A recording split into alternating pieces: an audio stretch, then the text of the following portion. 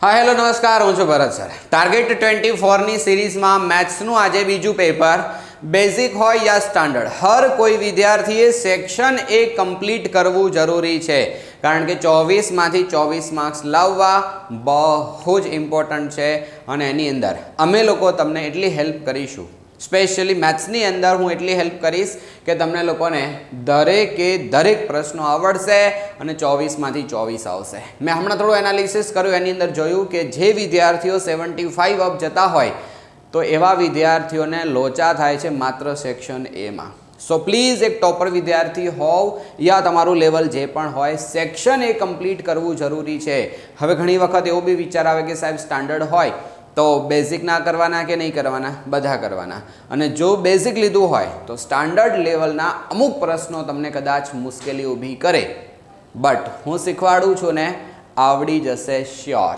ચલો તો શરૂઆત કરીએ આપણું પેપર અને આ પેપરની અંદર શું કીધું છે તો તમને કીધું છે કે ગુસ્સા 220 અને 308 કેટલો થશે તો તમને પહેલો જ પ્રશ્ન ગુસ્સાનો પૂછ્યો છે તો ગુસ્સા કેવી રીતે શોધવાનો હતો યાદ કરો 220 ના અવયવો પાડવા પડે તો 220 ના અવયવો પાડવાના કેવી રીતે 22 અને 10 પહેલા એવું કરો 22 ગુણ્યા 10 અથવા 22 ગુણ્યા 10 મગજમાં કરવાનું અને અહીંયા કેટલું લખવાનું તો અહીંયા લખવાનું 11 ગુણ્યા 2 અને અહીંયા 2 ગુણ્યા 5 આડા અવળાથી કોઈ જ ફરક પડતો નથી અહીંયા થઈ ગયા 308 308 ના અવયવો પાડીએ એટલે કેટલા આવશે તો પહેલા તો 2 વડે ભાગ ચલાવો એટલે કેટલા થશે 15 અને 15 દુ 30 4 દુ 8 154 થોડીક ઓર દિમાગથી બત્તી ચલાવો આ 14 ગુણ્યા 11 છે કેવી રીતે ખબર પડી તો બે બાજુ બે આંકડા ને વચ્ચે એનો સરવાળો શોર્ટકટ ટ્રીક છે તો 2 ગુણ્યા અહીંયા થશે 11 ગુણ્યા 14 અને 14 નો મતલબ થશે 2 ગુણ્યા 7 આવું થાય છે હવે બોલો જે કોમન હોય આપણો જવાબ કોણ કોમન છે તો આટલું કોમન છે જોઈ લો 11 ગુણ્યા 2 ગુણ્યા 2 તો આ છે 44 ગુણ્યા 5 અને આ છે 44 ગુણ્યા 7 તો આપણી પાસે બંનેમાં હોય એવું કોણ છે 44 અથવા તમે આને ઘાતમાં ફેરવશો તો શું થશે 2 ની 2 ગુણ્યા 5 ગુણ્યા 11 અને અહીંયા શું થશે 2 ની 2 ગુણ્યા 7 ગુણ્યા 11 આ ગોઠવવું આ બધું રફ વર્ક છે એનાથી કોઈ જ મતલબ નથી શીખી જાઓ ગુસ્સા એટલે બેડો પાર ઓકે ચલો next p of x is equal to 3x plus 5 નો આલેખ કેવો હશે કેવી બહુપદી છે આર્યા 3x plus 5 x ની મેક્સિમમ એક ઘાત યાની સુરેખ બહુપદી છે સુરેખ બહુપદીનો આલેખ હંમેશા રેખા આવે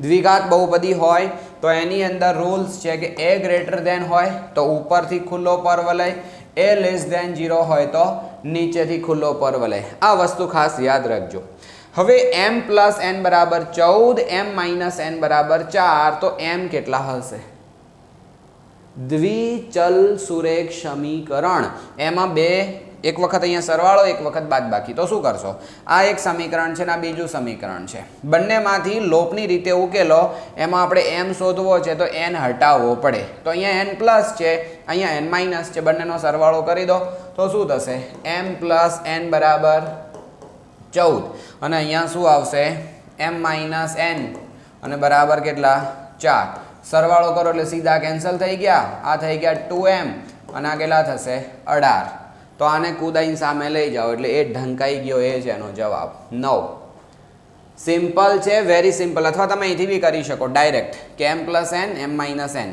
બંનેનો સરવાળો કરીશું એટલે n કેન્સલ 2m બરાબર 18 તો 9 આવશે ડન બિલકુલ આસાન છે જો બધા જ પ્રશ્નો તમને આવડશે એ મારી ગેરંટી જો સમજીને કરશો તો માટે સબસ્ક્રાઇબ કરી નોટિફિકેશન ચાલુ રાખજો ડેઈલી નવો વિડીયો આવશે અને 600 જેટલા MCQ તમને હું સોલ્વ કરાવીશ અને એના રિલેટેડ તમે કેટલાય કરી શકો એ તો અલગ સમજી લો બરાબર હવે તમારી મરજી છે તમારે સબસ્ક્રાઇબ કરવું કે ના કરવું નુકસાન તમને જ થશે જો અગર નહીં કરો x² - 4 x minus 7 બરાબર 0 નો વિવેચક શોધો હવે વિવેચક આપણે કેવી રીતે શોધતા હતા આ દાખલાનો જવાબ આપણે અહીંયા કરીએ b² minus 4ac આપણી પ્રોસેસ છે એ સૂત્ર છે વિવેચકનું b કોને કહેવાય તો x ની બાજુમાં જે હોય ને b કહેવાય તો હું ડાયરેક્ટ લખી દઉં -4 છે એનો વર્ગ એટલે 16 પછી એ અને સી, એ એટલે એક્સના વર્ગનો સહગુણક અને અહીંયા સી એટલે કેટલા છે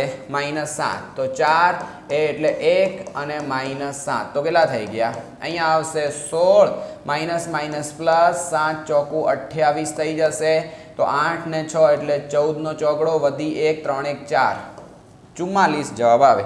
તો દેખાય ક્યાંય 44, આ રહ્યા આપણા 44 જવાબ. આની અંદર જો માઇનસ આપ્યું છે એટલે ઘણા લોકો ભૂલી જાય, કદાચ આને માઇનસ કરી નાખે અને આને માઇનસ લખવાનું ભૂલી જાય તો માઇનસ માઇનસ પ્લસ -44 કરી દેશે. યાદ રાખો રૂલ્સ ખાસ કે જ્યારે માઇનસ સંખ્યા હોય યા પ્લસ વર્ગ કરો એટલે માઇનસની કોઈ ઓકાત નહીં, એ કશું ના કરીએ કે વર્ગ કરો એટલે. અને અહીંયા -7 આ અચળ સંખ્યા છે એટલે નિશાની એની જોડે રાખવાની, એનું બચ્ચું એની જોડે રાખવાનું. તો -7 એટલે કેટલા થઈ જશે 28 ને બંનેનો સરવાળો કરો એટલે આપણો જવાબ. બહુ જ આસાન છે મેથ્સ, બહુ જ આસાન, બટ સમજવું પડે. કોઈ સમાંતર શ્રેણીની અંદર ડી આપ્યા, એન આપ્યા, એન આપ્યા, એ શોધો. તમારા લોકોની ચોપડીમાં પહેલું સ્વાધ્યાય છે ને એની અંદર એક બીજા સ્વાધ્યાયમાં કોઠો આપેલો છે. બસ તમારી પાસે ટોટલ સૂત્રમાં 4 કિંમતો હોય. કઈ કઈ? તો an = a + n - 1 × d. આ 4 ચલમાંથી કોઈ પણ 3 ચલ તમે જાણતા હોય તો ચોથું શોધી શકાય. એને ધીરે ધીરે ધીરે કરતા બનાવી દેવાનું. તો બોલો an એટલે કિંમત કેટલી છે 4. ઓકે, પછી d એટલે કેટલા છે એ શોધવાના છે એટલે am ના m. n કેટલા છે 7, તો 7 - 1 અને ડિસ્ટન્સ કેટલું છે -4. બસ કિંમતો મૂકી દેવાની પ્રેમથી અને હવે એને અલગ કરવાનો. કેવી રીતે? ધીરે ધીરે પ્યાર કો બઢાના હે, એ ગીત સાંભળ્યું ને, બસ એવું અહીંયા કરવાનું ધીરે ધીરે, આને શાંતિથી પ્રેમથી. તો આ કેટલા થશે 6 અને 6 ચોક 24 એટલે -24. 24 ને પકડીને આ બાજુ લાવો એટલે કેટલા થશે બરાબર a. માટે અહીંથી ખબર પડી ગઈ કે આપણો a કેટલો હશે 28. બરાબર, બિલકુલ મસ્ત મજાના દાખલાઓ છે અને બધા જ ખાલી જગ્યા સમરૂપ થાય. વર્તુળ, બધા જ વર્તુળ સમરૂપ હોય, બધા જ ચોરસ સમરૂપ હોય, બધા જ સમબાજુ ત્રિકોણ સમરૂપ હોય. અહીંયા લંબચોરસ સમરૂપ ના હોય, લંબાઈ અલગ અલગ હોઈ શકે. પછી ત્રિકોણ, તો ત્રિકોણ એટલે કોઈ બી ત્રિકોણ તો સમરૂપ ના થાય. સમાંતર બાજુ ચતુષ્કોણ તો એમાં પણ ના મેળ પડે. ઓકે, તો 6 પ્રશ્નો આપણા અહીંયા થઈ ગયા. બહુ જ મસ્ત મજાનું કામ છે ભાઈ. નેક્સ્ટ 0 0 5 0 અને 0 12 બિંદુઓના ત્રિકોણની પરિમિતિ શોધો. ત્રિકોણની પરિમિતિ શોધવા માટે શું હોવું જોઈએ તમારી પાસે? બાજુઓની લંબાઈ હોવી જોઈએ. શું હોવી જોઈએ? બાજુઓની લંબાઈ. તો આવું જ્યારે તમને પૂછાય ને તો થોડુંક દિમાગને ઠેકાણે રાખવાનું. શું કરવાનું? ઠેકાણે રાખવાનું. અને અહીંયા એક આવી રીતે વિચારો, ગ્રાફ છે એવું વિચારો. તો 0 0 કઈ જગ્યાએ હશે? તો 0 0 ને આપણે ઉગમ બિંદુ બોલીએ છીએ એટલે અહીંયા હશે. પછી આ કોણ છે 5 0. 5 0 ક્યાં હશે? x અક્ષ ઉપર 5 હશે અને અહીંયા હશે 0. અને 0 12, 0 એટલે x અક્ષ ઉપર 0 અને 12 એટલે અહીંયા ઉપર ચડી જાઓ. બરાબર, તો અહીંયા કોણ હશે 0 12. હવે વિચારો કે આ છે ને એ લંબાઈ 5 છે, આ છે એ લંબાઈ 12 છે. તો આ પાયથાગોરસની ત્રિપુટી મુજબ આ માપ 13 થશે.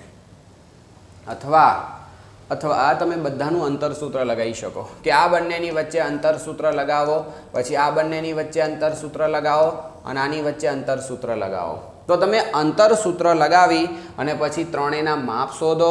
મતલબ આને નામ આપી દો a, પછી આને b અને આને c. તો શું આવશે? a થી b, b થી c, a થી c નું માપ શોધી અને પછી ત્રણેયનો સરવાળો કરો. બટ આવા કિસ્સામાં મોસ્ટ ઓફ શું થવાના ચાન્સ રહેલા છે ખબર છે? કાટકોણ ત્રિકોણ. મોસ્ટ ઓફ કિસ્સામાં, હંમેશા નહીં. એટલે તમારે પ્રયત્ન આવી રીતે કરી દેવાનો. અને આ કાટકોણ ત્રિકોણ છે કારણ કે અહીંયા 0 છે, આ x અક્ષ ને y અક્ષ છે, કાટકોણ ત્રિકોણ થઈ ગયો. તો આ શું થઈ ગયું? અહીંયાથી આ અંતર 5, આ 12 અને બાપુની ત્રિપુટી પ્રમાણે કામ થઈ જશે. તો કેટલા થઈ ગયા બોલો હેડો? 10 10 20 અને 5 25 ને 10 30 જવાબ આવે આનો. 5 12 17 ને 27 30 બરોબર છે. હવે ત્રિકોણ, અચ્છા 8મો દાખલો, cot square minus cosec square theta બરાબર ખાલી જગ્યા. હવે દોસ્ત યાદ રાખો, અહીંયા કોટ છે અને અહીંયા કોસેક છે. કોટ અને કોસેક બંનેમાં નીચે કોણ? કોટનો મતલબ થાય કોસ ભાગ્યા સાઇન અને કોસેકનો પણ ભાગ્યા સાઇન થાય. તો એક બેઝિક લેવલનું સૂત્ર છે આપણી પાસે કે sine square theta plus cos square theta બરાબર 1. નીચે કોણ જોઈએ? સાઇનને આખાને સાઇન વડે ભાગી દો. તો અહીંયા સાઇન સ્ક્વેર થીટા વડે ભાગી દો, અહીંયા પણ સાઇન સ્ક્વેર થીટા વડે ભાગી દો અને અહીંયા પણ સાઇન સ્ક્વેર થીટા વડે ભાગી દો. તો આ કેન્સલ થશે તો 1. અહીંયા શું આવશે? કોટ વર્ગ થીટા અને અહીંયા શું આવશે? કોસેક વર્ગ થીટા. શું માંગ્યું છે જરા ચેક કરો. કોટ માઇનસ કોસેક. તો કોટ અહીંયા ને અહીંયા રાખવાના, કોસેક આ બાજુ લાવવાના છે. તો એકડો આ બાજુ છે, સામે જતો રહેશે. તો કોટ વર્ગ થીટા આ બાજુ આવશે એટલે કોસેક વર્ગ થીટા અને એકડો સામે જાય ને તો -1 થઈ જાય. સૂત્ર બહુ ઉતાવળમાં નહીં લખતા, આવું એનાલિસિસ કરી લેવાનું. આમાં ઘણી વખત લોકો એક લખીને આવે, એવું સમજે કે આ બંનેની બાદબાકી તો છે. યાદ રાખો, ટેન અને કોટ હંમેશા પ્લસ છે. પહેલા હોય તો શું છે? પ્લસ. અચ્છા, પહેલામાં કોણ બોલે? હું સોરી. સેક અને કોસેક પહેલા હશે. સેક અને કોસેક પહેલા હોય તો પ્લસ, પણ જો એને માઇનસના ફોર્મમાં લખેલા છે તો આ ચેન્જ થઈ જશે. હવે સૂત્ર તમે જે સમજો, ચલો સમજાવી દઉં, કારણ કે હું સમજાવીશ તો પાછું ખબર નહીં તમારું જે સમજેલું હશે ભૂલાઈ જશે. કારણ કે હું એવું કહેવા માંગુ છું કે કોસેક અગર સામે હશે તો પ્લસ હશે અને કોટની બાજુમાં 1 હશે તો માઇનસ હશે. એટલે જો કોસેક પહેલાં હોય તો જવાબ મોસ્ટ ઓફ પ્લસ આવતો હશે. જો કોસેક આ બાજુ માઇનસમાં હોય અથવા સેક માઇનસમાં હોય તો અહીંયા જવાબ માઇનસ આવશે. આ સમજી લેજો, બાકી તમારી મરજી, જેમ તમને ઠીક લાગે. બાકી આ પ્રોસેસ મેં તમને સમજાવી, લીગલ પ્રોસેસ આખી. હવે ત્રિકોણ એબીસીની બાજુઓના માપ આપ્યા છે 11, 60 અને 61. તો અંતઃવૃત્તની ત્રિજ્યા શોધ. આ ટોપિક આખી બુકમાં ક્યાંય નથી. હા, બુક રિલેટેડ છે, જૂના સિલેબસની અંદર આવતું, અત્યારે નથી. તો આનું કામ કેવી રીતે કરવાનું છે એ સમજાવું. જુઓ કે આપણી પાસે અહીંયા એક ત્રિકોણ છે, આવો એક ત્રિકોણ છે અને આ ત્રિકોણની અંદર એક બાજુનું માપ છે 11, બીજી બાજુનું માપ છે 60 અને ત્રીજી બાજુનું માપ છે 61 અને અહીંયા એક અંદર વર્તુળ આપેલું છે. હવે કોઈને એવો વિચાર આવે કે સાહેબ આ કાટકોણ ત્રિકોણ તમે કેમ લીધું? તો આ કાટકોણ ત્રિકોણની ત્રિપુટી છે, ચેક કરવું હોય તો કરી લો. જો હવે તમને વિચાર આવે સાહેબ તમને ખબર પડી, અમને શું ખબર પડે? તો તમારે આવી રીતે વિચારવાનું કે આ 61 છે, 60 છે ને 60નો વર્ગ કેટલો થાય? 3600. આનો વર્ગ કેટલો થશે? 121. બંનેનો સરવાળો કરો તો કેટલો થાય? 3721. આનો વર્ગ કરો. 1નો વર્ગ, જો વર્ગ કરવાની શોર્ટકટ મેથડ શું છે? 1નો વર્ગ એટલે 1, એક જ આંકડો ત્યાં ભરવાનો. હવે 6 એકા 6, 6 દુ 12, 12નો બગડો વધી 1, 6 4 36 ને 1 37. મતલબ 60 વત્તા 1ના હોલ્ડ સ્ક્વેર પ્રમાણે સાદુરૂપ આપવાનું આવે. 9મા ધોરણની અંદર આવતું a વત્તા b નો હોલ્ડ સ્ક્વેર. તો 60 વત્તા 1નો વર્ગ એટલે સીધી શોર્ટકટ ટ્રીક થઈ ગઈ. અથવા તમારે 61 ગુણ્યા 61 કરી લેવાના, વધારે ડાયા નહીં થતા ના આવડે તો. તો હવે આની અંદર જે તમને પ્રોસેસ આપીને એ હિસાબે શું થઈ ગયું? તો કે આ એક બાજુનો, બે બાજુના વર્ગનો સરવાળો ત્રીજી બાજુનો વર્ગ થયો. કન્ફર્મ. બીજું હજી કહી દઉં ખાનગી વાત કે આ અંતઃવૃત્તની ત્રિજ્યા પૂછાય ને તો એ કાટકોણ ત્રિકોણ જ હશે, બટ મોટી મોટી ચેક કરી લેવાની. અને જો આવું થાય કાટકોણ ત્રિકોણની અંદર ત્રણેય બાજુઓને અંદરથી સ્પર્શતું વર્તુળ, એનું સૂત્ર છે કાટખૂણો બનાવતી બે બાજુ એટલે એકનું નામ a આપવાનું અને બીજાનું b આપવાનું અને આનું નામ c આપવાનું. તો એનું સૂત્ર છે આ ત્રિજ્યા શોધવા માટેનું કે r = કાટખૂણો બનાવતી બે બાજુનો સરવાળો માઇનસ કર્ણ ભાગ્યા 2. આવું સૂત્ર છે ઓફિશિયલી. તો a એટલે કેટલા? 60, b એટલે 11 માઇનસ 61 અને ભાગાકારમાં કેટલા?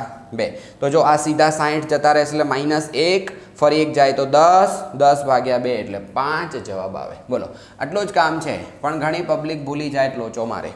નેક્સ્ટ, 21 સેન્ટીમીટર ત્રિજ્યાવાળા એક વર્તુળનું ચાપ કેન્દ્ર આગળ 60 અંશનો ખૂણો આંતરે છે. તો થીટા બરાબર કેટલા?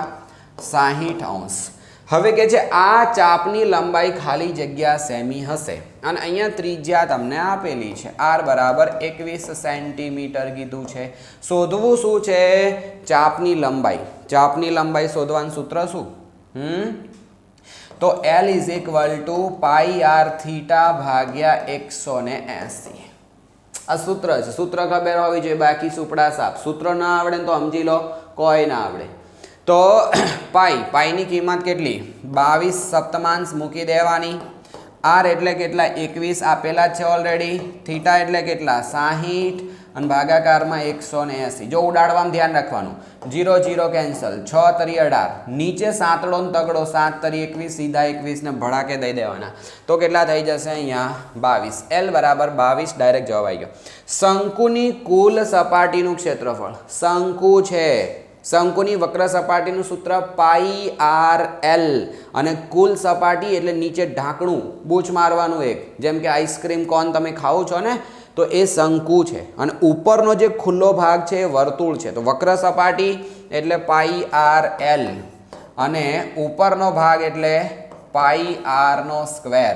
તો પાઈ અને આર કોમન નીકળી જાય તો એલ વત્તા આર વધશે. તો આ આપણો જવાબ છે. ઉતાવળા નહીં થવાનું, શાંતિથી કામ કરવાનું.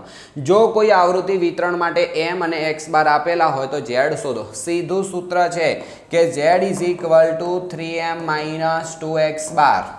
બોલો m એટલે કેટલા? તો 15. હું ડાયરેક્ટ લખી દઉં છું, 15 તરી 45 અને અહીંયા કેટલા 18. તો કેટલા થશે? 18 દુ 36. તો કેટલા થશે બોલો? 45 માંથી 36 કાઢો તો આવશે 9. બરાબર. આવી રીતે આસાન હોય છે, બટ પેટર્ન ખબર પડે તો. હવે અહીંયા હજી એડવાન્સ આપણે આગળ વધીએ તો શું કીધું છે? ખરા ખોટા આપણે કરવાના છે. P of A is equal two 2/3 હોય તો P ઓફ A બાર શોધો. પહેલાં તો સમજી લો કે અહીંયા આને જોવાનું ખરેખર થતું જ નથી. રીઝન, અહીંયા તમને જે આપ્યું હોય એના હિસાબે તમે તમારો જવાબ જાતે શોધો. અંદર આપેલા જવાબ સાથે મેચ થાય તો સાચું, બાકી હાવ જૂઠાના પેટનું, એવું સમજી લેવાનું. તો અહીંયા શું આવશે? P ઓફ A છે ને, P ઓફ A બરાબર 2/3. હવે યાદ રાખો કે આની અંદર સીધી શોર્ટકટ મેથડ છે P ઓફ A બારનો જવાબ શોધવા માટેની, અથવા A ડેશનો. છેદ હોય એનો A અને છેદમાંથી અંશ બાદ કરી દેવાનો એટલે એક જવાબ આવે. અહીંયા 1/3 છે ના, તો આ વિધાન હાવ ખોટું. આની આખી પ્રોસેસ છે શોધવા માટેની. કેવી રીતે? જો અહીંયા કહેવાય ને આ ગુણોત્તર આપેલો છે, તો તમારે આવું કરવું પડશે કે 1 minus P of A plus P of A બાર બરાબર 1 થશે ને, તો આને કુદાઈને સામે લઈ જાઓ એટલે 2/3 થશે. હવે લસા લો તો 3 માઇનસ 2 અને ભાગાકારમાં 3, તો 1/3. હું તમને શોર્ટકટ બતાવું. જ્યારે આવો અપૂર્ણાંક આપેલો હોય અને P ઓફ A આપેલો હોય ને P ઓફ A બાર શોધવો હોય, અથવા આ આપેલો હોય ને આ શોધવો હોય, તો છેદ A નો H અને અંશ કેવી રીતે લાવવાનો? તો કે આના છેદમાંથી અંશ બાદ કરી દેવાનો એટલે તમારો જવાબ ડાયરેક્ટ આવી જશે. યા ફિર સૂત્ર પ્રમાણે કામ કરવાનું કે P of A plus P of A બાર બરાબર 1. આની કિંમત જાણતા હતા, આને કુદાઈને સામે લઈ જાઓ એટલે આવું થશે. આવી રીતની પ્રોસેસ છે. હવે 6A, અચ્છા વચ્ચે એક રહી જાય, 22/7 એ અસમય સંખ્યા છે. જો બચ્ચો ખાસ યાદ રાખો કે આ વિધાન છે ને એ ખોટું થશે. રીઝન, પાઈ અસમય છે, પાઈ અસમય છે, પણ પાઈની કિંમત 22/7 યા 3/14 એ સમય છે. કારણ કે 22/7 એ P/Q પ્રકારનું સ્વરૂપ છે એટલે સમય સંખ્યા થઈ જાય, અને 3.14 એ શાંત દશાંશ છે માટે શું થઈ જશે? સમય થશે. બટ પાઈની એકચ્યુઅલ કિંમત કેટલી છે? તો કે 3.14 અને હજી પાછળ 15 ને 7 ને 100 ઘણું લાંબુ છે, અનંત સુધી ચાલી જાય છે. એટલે અહીંયા ગણતરીને સરળ બનાવવા માટે 3.14 યા 22 સપ્તમાંશ લઈએ છીએ. માટે 22 સપ્તમાંશ કે 3.14 એ સમય છે, બટ ઓફિશિયલી પાઈ એ અસમય છે. બટ આપણને તો પાઈની કિંમત સમય છે એવું નહીં પૂછ્યું, આપણને તો 22/7 અસમય છે એવું કીધું છે. તો જૂઠું બોલે છે, આ તો સમય સંખ્યા છે. ચલો 6 એ બહુપદી P of x is equal to x નો સ્ક્વેર. કોઈને ઝાંખું કદાચ દેખાતું હોઈ શકે. किसने दस्तक दी मेरे को? चलो ओके. तो આનું એક શૂન્ય આપણે શોધવાનું છે. તો શું કામ કરી શકાય? અચ્છા, એક શૂન્ય છે જ ઓલરેડી, શોધવાનું નહીં. તો શૂન્ય શોધવા નથી જવાનું. આ જે કિંમત આપેલી છે ને આને આની અંદર મૂકી દો. બરાબર. જો આનું સમાધાન થાય તો શૂન્ય છે, નહીં તો નથી. ચેક કરો. ચલો આની અંદર શૂન્ય લાવવું છે. આને આ જો આનું શૂન્ય હશે તો આનો ઓલ ઓવર જવાબ 0 આવશે. ક્યારે? P ઓફ 6 0 થાય તો આને શૂન્ય કહેવાય, નહીં તો ના કહેવાય. તો 6 નો વર્ગ એટલે 36 17 અહીંયા એક્સની જગ્યાએ 6 અને વત્તા 66 તો બોલો કેટલા થાય 36 અને 66 એટલે 6 ને 6 12 વધી 1 6 ને 1 7 8 9 10 102 થશે અને અહીંયા 17 6 102 થશે કારણ કે આ બંને પ્લસ હતા એટલે મેં ભેગા કરી દીધા તો 102 માંથી 102 જાય તો 0 P ઓફ 6 નો જવાબ કેટલો આવ્યો 0 એનો મતલબ 6 એ આ એ બહુપદીનું એક શૂન્ય છે સાચું બોલસ જે દ્વિચલ સુરેખ સમીકરણ યુગ્મને એક પણ ઉકેલ ના હોય તેવું સમીકરણ સુસંગત નથી એ વાત સાચી આની અંદર રૂલ્સ શું હતા બે સમીકરણો ઉકેલો અને એ બે સમીકરણો ઉકેલતા a1 by a2 b1 by b2 c1 by c2 ત્રણે સરખા આવે તો શું હતું આગળના દાખલાઓની અંદર મેં વાત કરેલી છે આગળના પેપરમાં ના જોતા હોય તો જોજો એ ખાસ કારણ કે વારંવાર એકની વસ્તુ શીખવાડીશ તો મજા નહીં આખી સિરીઝ ચાલે છે તો એ સિરીઝની અંદર બધા વિડીયો તમારે જોવા જરૂરી છે તો આની અંદર શું આવશે સમાંતર હોય સુસંગત હોય બધું સરખું હોય a1 by a2 બરાબર b1 by b2 બરાબર c1 by c2 બરાબર આ બધું સરખું હોય તો સંપાતી સુસંગત છે અવલંબી પણ છે બટ જો છેલ્લું સરખું ના થાય તો આપણે એને શું બોલીએ છીએ સમાંતર બોલીએ છીએ એનો ઉકેલ શક્ય નથી સુસંગત પણ નથી અવલંબી પણ નથી તો અહીંયા કહે છે કે જો ઉકેલ ના હોય એનો મતલબ સમાંતર લાઈનો હશે અને સુસંગત નથી તો સાચું જ બોલ્યા છે અને જો પહેલું સરખું ના થાય તો એક ઉકેલ આવશે અને એક ઉકેલ હોય તો સુસંગત પણ છે ચલો આગળ વધીએ આની અંદર અને હજી કોઈને લાગતું હોય કે સાહેબ મારું તો હજી ગણિત કાચું છે તો તમે ક્રેશ કોર્સની હેલ્પ લઈ શકો એનાથી વિશેષ યુટ્યુબ ઉપર આ બધા જ ચેપ્ટર મતલબ આખો ગણિતનો સિલેબસ તમને ફ્રી ઓફ કોસ્ટ મેં આપેલો છે ડિસ્ક્રિપ્શનની અંદર પ્લેલિસ્ટની લિંક ચેક કરો તો ત્યાંથી તમે જોઈ શકો એનાથી વિશેષ હજી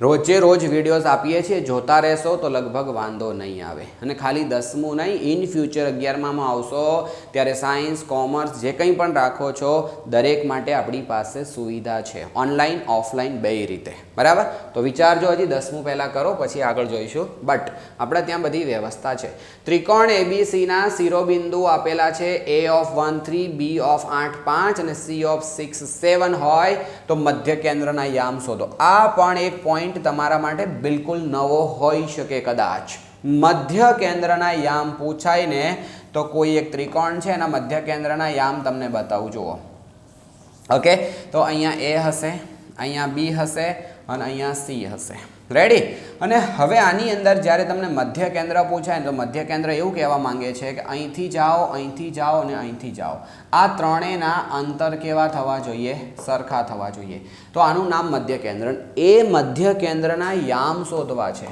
આના યામ x અને y તો કોણ હશે તો મધ્ય કેન્દ્રના યામ શોધવાનું સૂત્ર છે કે x1 + x2 + x3 divide by 3 અને y1 + y2 + y3 divide by 3 મતલબ ત્રણેયના x યામનો સરવાળો કરીને 3 વડે ભાગી દેવાના અને ત્રણેયના y યામનો સરવાળો કરીને 3 વડે ભાગી દેવાના ચલો કરો આ 1 અને 8 એટલે 9 9 અને 6 કેટલા થાય 9 અને 6 15 તો અહીંયા કિંમત મૂકી દો ડાયરેક્ટ તો x y કેટલા આવશે અહીંયા 15 ભાગ્યા 3 પછી અહીંયા b ગણો એના y તો 3 5 8 અને 8 ને 7 15 ભાગ્યા 3 અને 15 ભાગ્યા 3 એટલે કેટલા થઈ જાય 5 5 જવાબ આવે તો આના મધ્ય કેન્દ્રના યામ કેટલા થઈ ગયા 5 5 આવી રીતનું કામ તમારે લોકોએ કરવાનું છે હવે એવું કહે છે કે એક નળાકારનો વ્યાસ 60 હોય ઊંચાઈ 35 હોય તો નળાકારની વક્ર સપાટીનું ક્ષેત્રફળ શોધો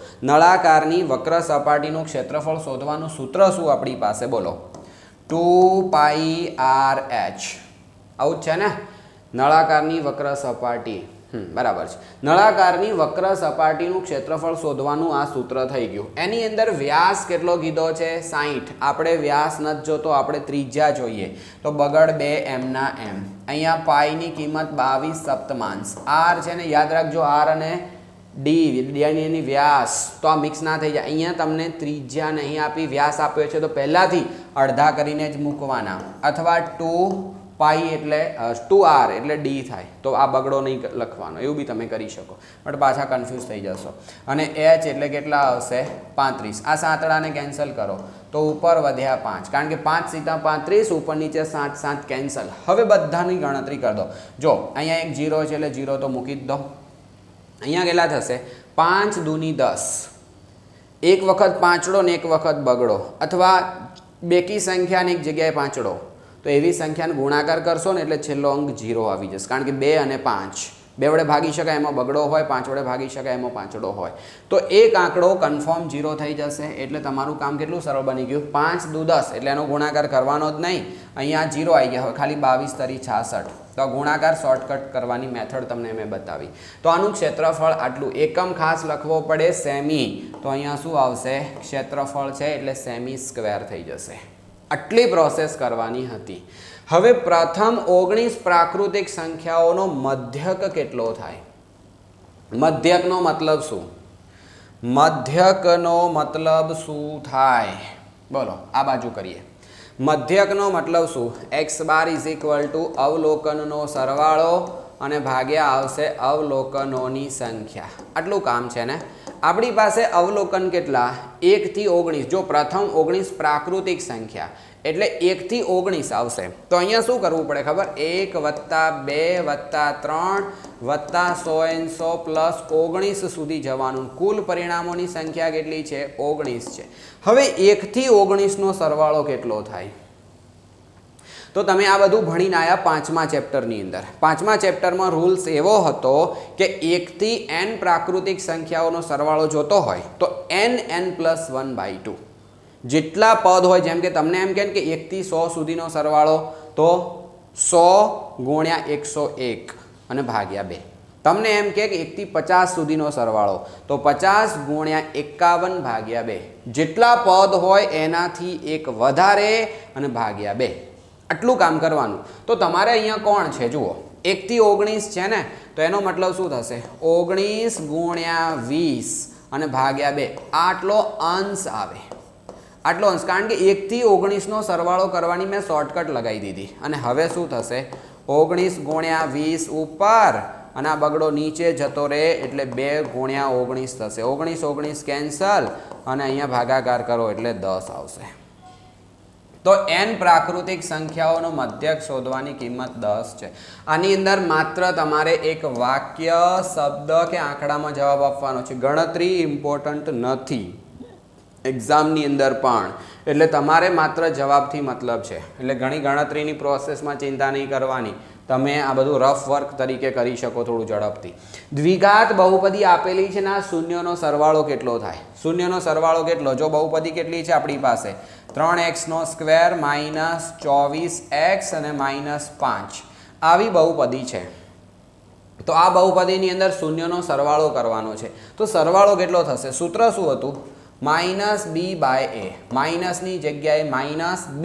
b એટલે x નો સહગુણક એટલે -24. જો માઇનસ નિયમના હતા અને માઇનસ એનું બચ્ચું એની જોડે રાખવાનું, અને a મતલબ x² વર્ગનો સહગુણક. માઇનસ માઇનસ કેન્સલ અને 8 તરી 24 એટલે આનો સરવાળો આવશે સિર્ફ 8. એટલે શૂન્ય નહીં શોધવાના, ડાયરેક્ટ સૂત્રથી કામ ચલાવવાનું. હવે અહીંયા કીધું છે કે b² - 9x + 20નો વિવેચક શોધો. વિવેચક શોધવાનો છે. વિવેચક શોધવાની પેટર્ન શું હતી લ્યા? b² - 4ac. b² એટલે કોનો વર્ગ? x ના સહગુણકનો, એટલે 9 માઇનસ છે બટ 9નો વર્ગ 81 થશે. માઇનસની કોઈ ઓકાત નહીં ઉપર વર્ગ હોય તો. અહીંયા આવશે 4. a એટલે x ના વર્ગનો સહગુણક એટલે 1 અને c મતલબ અચળ સંખ્યા. તો કેટલા થઈ ગયા? 81 ના માઇનસમાં અહીંયા થશે 80, તો જવાબ કેટલો આવી ગયો? 1. તો આનો જવાબ છે 1. અને બીજાનું શોધો વિવેચક. તો કેટલો આવશે? હવે અહીંયા આનું ગણીએ તો b² - 4ac. સૂત્ર તો એ જ રહેશે. b² એટલે x નો સહગુણક એટલે 6નો વર્ગ 36. 4 a એટલે x નો સહગુણક, x ના વર્ગનો, અને c એટલે 9. તો કેટલા થઈ ગયા? 9 × 4 = 36. તો કેટલો જવાબ આવ્યો? 36 - 36. તો જવાબ 0 થઈ જશે. આવું થશે. તો વિવેચક શોધવાની કંઈ મોટી વસ્તુ નથી, બહુ જ આસાન છે અને બહુ જ આરામથી તમે કરી શકો છો. ચલો આટલા સુધી આપણે હજી જોવાનું છે 45નું મૂલ્ય કેટલું. જો કોઠો યાદ હોય ને તો આ 2 માર્ક્સ તમને કેશ પેમેન્ટ મળી ગયા.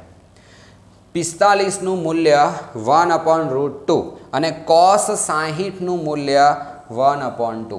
આ તમને કિંમત ખાસ યાદ હોવી જોઈએ, કારણ કે cos 60ની કિંમત એટલે sin 30ની પણ થાય. તો કોઠો ખાસ યાદ રાખો, સમજદારીથી કામ કરો એટલે તમારું કામ બહુ જ આસાન બનશે અને મસ્ત રીતે કરી શકશો. તો અહીંયા પેપર આપણું પૂરું થાય છે, બરાબર. આપણા ક્લાસની એક છોકરી છે, એનું પેપર મોકલાવ્યું હતું, તો થેન્ક યુ. એન્ડ એને પણ અમુક ક્વેરી હતી, એ સોલ્વ થઈ ગઈ હશે એવી આશા રાખીએ અને તમારા લોકોનો પણ કોન્સેપ્ટ ક્લિયર થયો હશે. જો તમને લાગે છે કે તમારી સ્કૂલનું પેપર કંઈક બહેતર છે, મસ્ત છે, યુનિક છે, તો તમે મોકલજો આપણા વોટ્સઅપ નંબર ઉપર 9924406171. પોસિબલ હશે ત્યાં સુધી ટ્રાય કરીશું કે એ પેપર આપણે બધા વિદ્યાર્થીઓને શીખવાડી શકીએ. પણ ટ્રાય કરજો કે ક્વોલિટી થોડી સારી હોય, મસ્ત સારો HD ફોટો પાડી અને પછી એને PDF કન્વર્ટ કરીને મોકલી દેજો. ઓનલાઈન કરી દેવાની, લખી દેવાનું સીધું ફોટો ટુ PDF, એટલે PDFમાં કન્વર્ટ થઈ જશે અને પછી મોકલી દેજો, બરાબર. તો બહુ સારી રીતે તૈયારી કરો. આ સ્ટાન્ડર્ડનું પેપર હતું, બટ આશા રાખીએ કે બેઝિક સ્ટાન્ડર્ડ હર કોઈએ જોયું હશે, તમને મજા આવી હશે, શીખ્યા પણ હશો અને અમેઝિંગ લેવલ ઉપર તૈયારી કરો. અને ક્યાંય મદદની જરૂર છે તો અમે કરી રહ્યા છીએ, એટલે આઈ થિંક ઇનફ છે. અને જો હજી વિશેષ જરૂર પડે તો લખજો કયા ટોપિક રિલેટેડ વિડીયોની જરૂર છે અને તમારો કોન્સેપ્ટ ક્લિયર થઈ રહ્યો છે કે નહીં, ખરેખર મારી પાસે મેથ્સ શીખવાની મજા આવે છે કે નહીં, એ મને કોમેન્ટમાં કહેજો. લાઇક, શેર, સબસ્ક્રાઈબ જરૂર કરજો. બાય.